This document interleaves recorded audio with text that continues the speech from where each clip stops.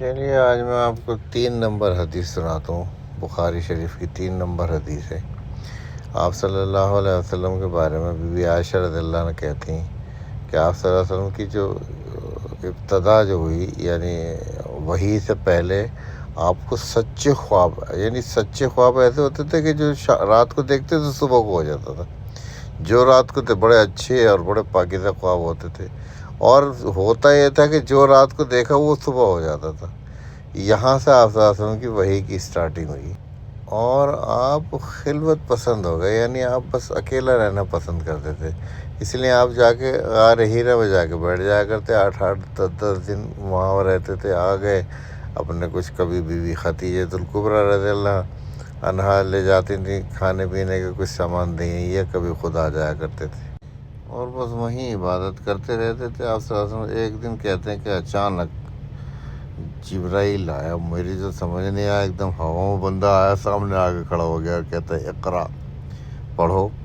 تو آپ صلی اللہ علیہ وسلم نے فرمایا کہ ما انا بقارئ، بھائی میں پڑھا لکھا نہیں ہوں۔ تو اس نے کہتے ہیں مجھے اپنی پکڑ کے مجھے کھینچا باہوں میں، اور میری قوت جواب دے گئی۔ تو پھر اس نے کہا اقرا، پڑھو۔ آپ نے پھر فرمایا ما انا بقارئ، میں پڑھا لکھا نہیں ہوں بھائی۔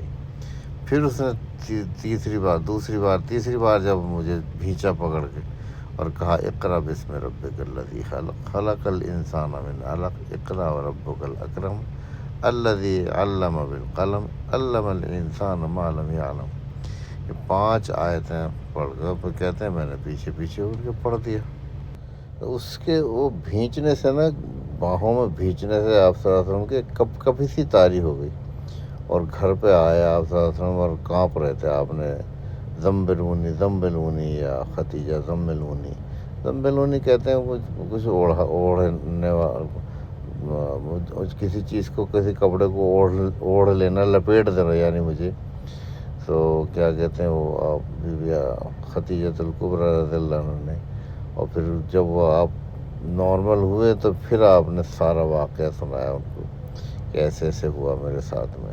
بی بی خدیجہ الکبریٰ رضی اللہ عنہ نے کافی ان کی ہمت بندھائی اور کہا کہ آپ کو کچھ بھی ہونے والا نہیں ہے، انشاءاللہ آپ بالکل ٹھیک ہیں، اور آپ تو بڑے کریم ہیں لوگوں کے لیے، بہت لوگوں کی مدد کرتے ہیں، ایسے انسان کو کچھ بھی نہیں ہونے والا ہے، انشاءاللہ آپ فکر نہ کریں۔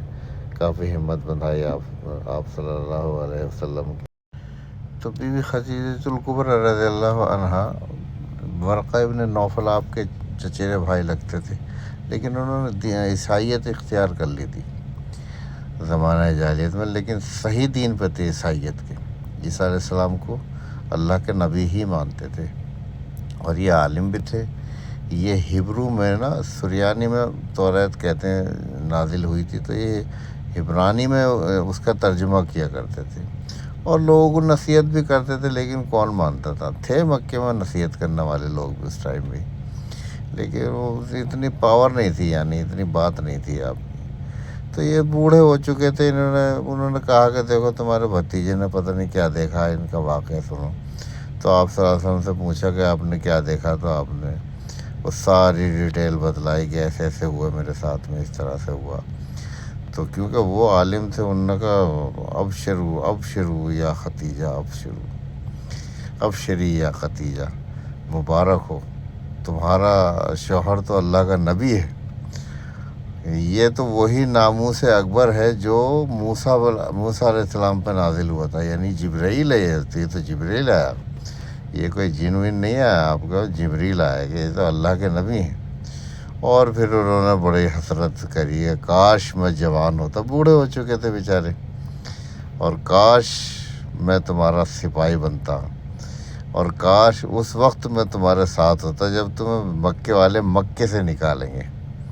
تو آپ صلی اللہ علیہ وسلم کو بڑا جوش آ گیا، آپ نے کہا کہ اب مخرجی ہوں، مجھے کیوں نکالیں گے؟ مکے نکالا اس کو جاتا ہے جس کے اخلاق میں کوئی کمی، میں کوئی بد اخلاق ہوں جو مجھے نکالیں گے؟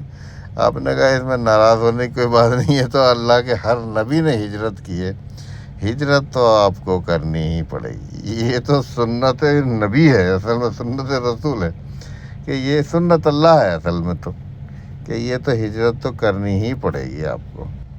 لیکن ورقہ ابن نوفل بیچارے کچھ دن ہی جی پائے، وہ آپ صلی اللہ علیہ وسلم کا وہ زمانہ نہ دیکھ سکے جو ظلم و ستم ڈھائے گئے آپ صلی اللہ علیہ وسلم پہ۔